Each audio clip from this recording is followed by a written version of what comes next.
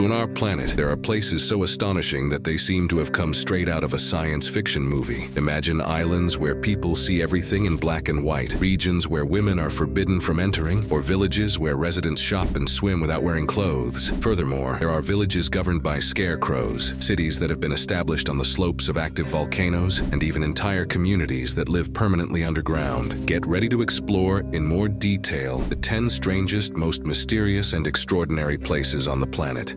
We begin our journey on the remote island of Pingelap in Micronesia. Known as the Island of the Colorblind, Pingelap is a truly unique place in the world. More than 10% of its population suffers from achromatopsia, a rare genetic condition that causes people to see the world in black and white. This high incidence of achromatopsia is a fascinating phenomenon that has intrigued scientists and visitors for decades. The story of how achromatopsia became so prevalent in Pingelap is as dramatic as the condition itself. It is believed that it all started with a catastrophic event in 1775, when a powerful typhoon devastated the island. The natural disaster was so severe that only about 20 people survived the storm. Among these survivors was the island's leader, who carried the achromatopsia gene. In the years that followed, as the population of the island recovered, the achromatopsia gene was passed on to subsequent generations. Due to the small size of the population and geographic isolation, the gene spread rapidly, resulting in the high prevalence of the condition that we observe today. Life on Pingelap is a unique experience for those with achromatopsia. Imagine a world without color, where everything is perceived in shades of gray. For the affected inhabitants, this is their everyday reality. Adapting to this condition has shaped many aspects of life on the island, from how people navigate their environment to how they describe the world around them. The Pingelapese with achromatopsia have developed impressive skills to compensate for their lack of color perception. For example, they are extraordinarily sensitive to subtle variations in light and texture, which allows them to distinguish objects and navigate their surroundings with surprising accuracy. The Pingelap community has adapted in various ways to accommodate the needs of its members with achromatopsia. Schools on the island use specialized teaching methods that do not rely on color differentiation. The architecture and design of the island also take into account the specific visual needs of these inhabitants, with an emphasis on contrasts and patterns rather than color schemes. Pingelap's unique genetic condition has attracted the attention of researchers from around the world. Studies conducted on the island have significantly contributed to our understanding of human vision and genetics. Scientists hope that ongoing research on Pingelap may lead to advances in the treatment of achromatopsia and other visual conditions. Our next stop is Mount Athos in Greece, a unique monastic region in the world, where the entry of women and female animals has been strictly prohibited for over 1,000 years. Mount Athos, also known as the Holy Mountain, is an autonomous peninsula in northeastern Greece, inhabited exclusively by Orthodox monks. This monastic community has a history that dates back to the 9th century, when the first hermits settled in the area in search of isolation and spiritual contemplation. The prohibition of women and female animals entering Mount Athos is a tradition rooted in devotion to the Virgin Mary. According to local belief, Virgin Mary, accompanied by St. John the Evangelist, shipwrecked near Mount Athos during a trip to Cyprus. Impressed by the beauty of the place, she blessed it and requested it to be her garden. Since then, Mount Athos has been considered the garden of the Virgin Mary, and the exclusive presence of men is meant to preserve the purity of this spiritual environment. This prohibition is rigorously enforced. Women are not allowed to come within 500 meters of the shore,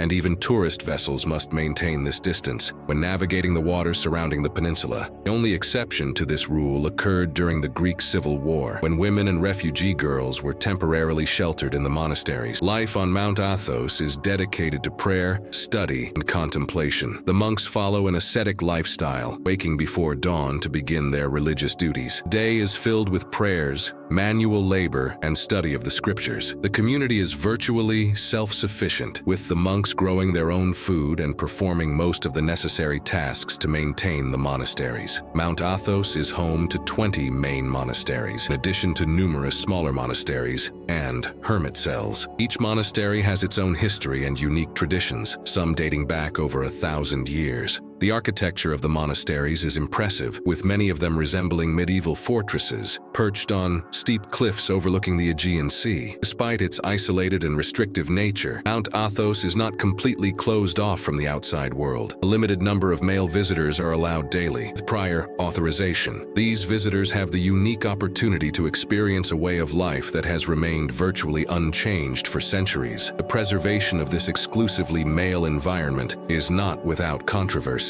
Critics argue that the prohibition of women is discriminatory and goes against modern principles of gender equality. However, supporters of the tradition claim that it is essential to maintain the unique character and spiritual environment of Mount Athos. Regardless of opinions on its practices, Mount Athos continues to be a place of fascination and mystery for many. Its long history, unique traditions, and dedication to spiritual life make it one of the most unusual and intriguing places in the world. Our next stop takes us to a place with an even more astonishing peculiarity. We travel to Longyearbyen, Norway, a city where it is forbidden to die. This remote city, located in the Svalbard archipelago in the Arctic, is the northernmost settlement in the world, with more than 1,000 inhabitants. Prohibition of dying in Longyearbyen is not a law in the strict sense, but a practical necessity due to the unique environmental conditions of the region. The soil of Longyearbyen is permafrost, a layer of permanently frozen ground. This permafrost prevents the natural decomposition of bodies, creating a potential risk to public health. The last person officially buried in the local cemetery was in 1950. It was discovered that the bodies buried were not decomposing as they should, and there were concerns that viruses preserved in the frozen bodies could potentially spread to the living population. As a result, the local authorities decided that burials would no longer be permitted in the city. Today, when someone is seriously ill or near death in Longyearbyen, they are sent back to the Norwegian mainland. If someone dies unexpectedly, body is quickly transported off the island to be buried elsewhere. This unusual practice is just one of many unique aspects of life in this Arctic city. Longyearbyen faces extreme challenges due to its location. During the winter, the city experiences the polar night, a period of continuous darkness lasting about 4 months. In the summer, on the other hand, the sun never sets for a similar period, creating the phenomenon known as the midnight sun. These extreme lighting conditions have a significant impact on the residents' lives, affecting their sleep patterns, moods, and daily activities. In addition to the prohibition of dying, Longyearbyen has several other unusual rules and practices. For example, it is illegal to leave the city without a firearm due to the risk of encounters with polar bears. Residents are required to remove their shoes before entering many public buildings, a tradition that dates back to the days of coal mining, when it was necessary to prevent coal dust from dirtying the interiors. Despite these challenges and peculiarities, Longyearbyen is a vibrant and diverse community. The city attracts researchers, scientists, and adventurers from all over the world. It is an important center for climate change research and Arctic studies. One of the most notable aspects of Longyearbyen is the Svalbard Global Seed Vault, also known as the Doomsday Vault. This facility, built into the permafrost, serves as a backup for seed banks around the world. The vault contains millions of seeds from various plant species, protecting the genetic diversity of global crops against potential catastrophes. Life in Longyearbyen is a unique experience. Residents must deal not only with the extreme climate and prolonged darkness, but also with the absence of many comforts that most people take for granted. However, many residents describe a strong sense of community and an appreciation for the wild beauty of the Arctic. The city also faces significant challenges due to climate change. Global warming is causing the permafrost to melt, which in turn is affecting the stability of the city's buildings and infrastructure. This raises questions about the long-term future of Longyearbyen and other similar Arctic communities. Leaving the extreme cold of Longyearbyen, our journey now takes us to a place that seems to have come straight out of a science fiction movie. We travel to the island of Socotra, Yemen, a place so unique in its flora and fauna that many describe it as alien. Socotra is an archipelago located in the Indian Ocean, about 380 kilometers south of the Arabian Peninsula. The main island, also called Socotra, is home to some of the strangest and most wonderful plants on the planet. Socotra's geographic isolation for millions millions of years has resulted in the development of a unique biodiversity, with many species found nowhere else in the world. The most iconic symbol of Socotra is the dragon's blood tree, a surreal-looking tree with a thick trunk and an umbrella-shaped canopy. This remarkable tree produces a red resin known as dragon's blood, which has been used for centuries in traditional medicine and as a dye. The landscape of Socotra is dotted with these ancient trees, some over 1,000 years old, creating a truly alien sight. Another notable plant of Socotra is the desert rose, a tree with a swollen, bulbous trunk that looks more like a sculpted object than a living plant. These trees store water in their trunks to survive the long periods of drought that are common on the island. The island is also home to several species of frankincense and myrrh trees, plants that have been valued for their aromatic resins since ancient times. In fact, it is believed that Socotra was an important source of these precious resins for the ancient civilizations of Egypt and Mesopotamia. Socotra's fauna is as unique as its flora. The island is home to several species of endemic birds, including the Socotra starling and the Socotra sparrow. Unique reptiles are also found on the island, such as the Socotra blue-headed lizard and several species of gecko lizards that are found nowhere else.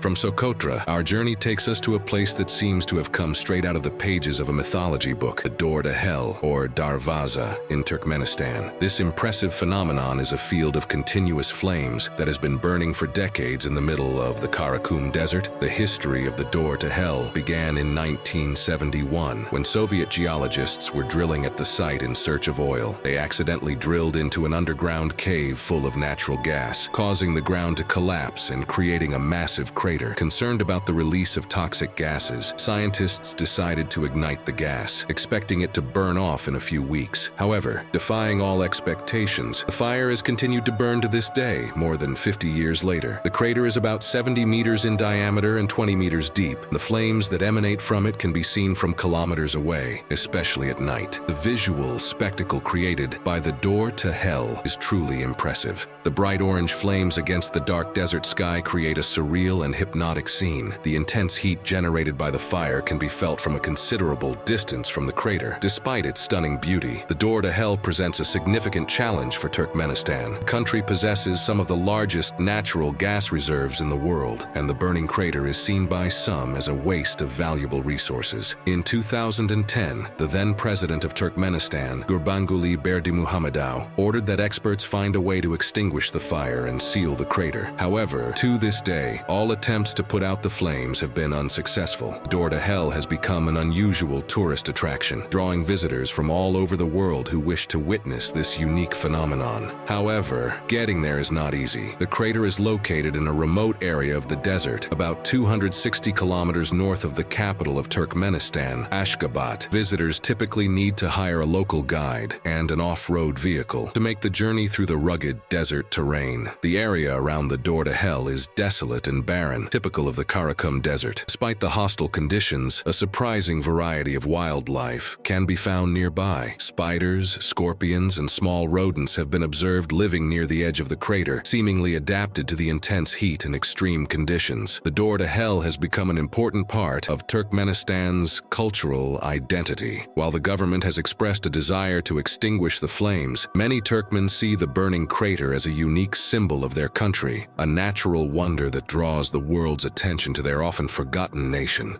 Leaving behind the intense heat of the Door to Hell, our next stop takes us to a place where people have found a unique solution to cope with extreme temperatures. We travel to Coober, Pedy, a town in the Australian outback where most of the residents live in underground homes to escape the intense desert heat. Coober, Pedy is located in the southern part of Australia, in the state of South Australia, about 850 kilometers north of Adelaide. The town is known as the opal capital of the world due to the rich opal mines in the region. However, what truly makes Coober, Pedy unique is how its inhabitants have adapted to the extreme climate of the Australian outback. Temperatures in Coober, Pedy can easily exceed 40 degrees Celsius during the summer, making life on the surface almost unbearable. To cope with this extreme heat, the first miners who settled in the area at the beginning of the 20th century began to build their homes underground, taking advantage of the tunnels from abandoned mines. These underground dwellings, locally known as dugouts, provide a cool refuge from the intense surface heat. The temperature inside these homes remains a constant 23 to 25 degrees Celsius throughout the year, without the need for air conditioning. This not only makes life more comfortable, but is also much more energy efficient. Most of the structures in Coober Pedy are underground, including hotels, churches, bars, and even a bookstore. The underground homes are surprisingly spacious and modern, with all the amenities you would expect to find in a conventional house. The sandstone walls provide natural insulation and can be sculpted to create decorative niches and built-in shelves.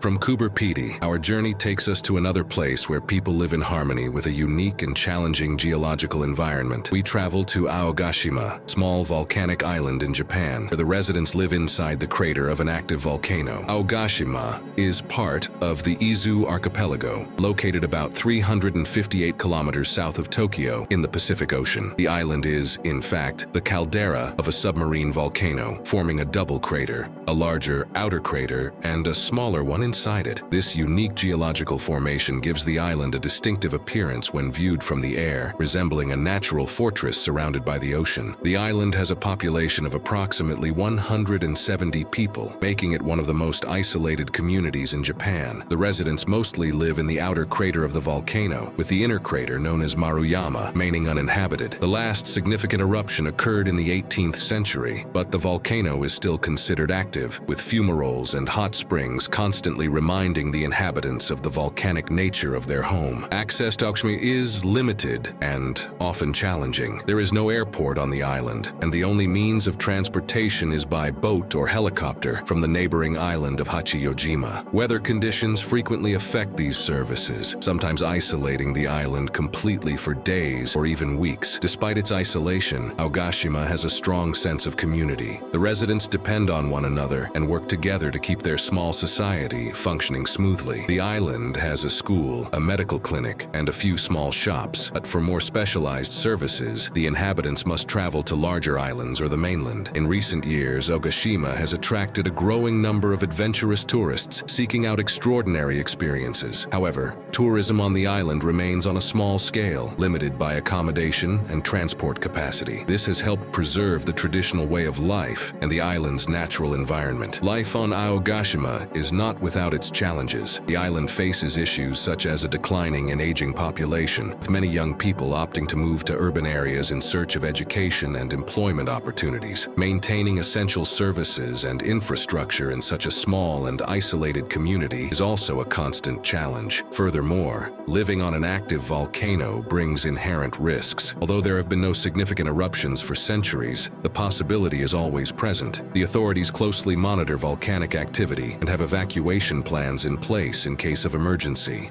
Our journey now takes us to one of the most remote and inhospitable places on the planet, Villa Las Estrellas, Antarctica. This small Chilean community is one of the few permanently inhabited areas on the frozen continent, offering a unique glimpse into life at the extremes of our planet. Villa Las Estrellas is located on King George Island, part of the South Shetland Islands, off the Antarctic Peninsula. The village was founded in 1984 by the Chilean government, part of its efforts to establish a permanent presence in Antarctica. It is one of only two civilian settlements on the continent, the other being Argentina's Base Esperanza. The population of Villa Las Estrellas fluctuates seasonally, but generally maintains around 80 to 100 residents during the Antarctic summer, reducing to around 40 to 60 during the winter. Inhabitants are mainly researchers, support staff, and their families. Life in Villa Las Estrellas is marked by extreme conditions. Temperatures can drop to minus 47 degrees Celsius in winter, and the village experiences months of total darkness during the Antarctic winter. Strong winds are common, sometimes reaching speeds of up to 200 kilometers per hour. Despite these challenging conditions, Villa Las Estrellas has many of the amenities of a small town. There is a school,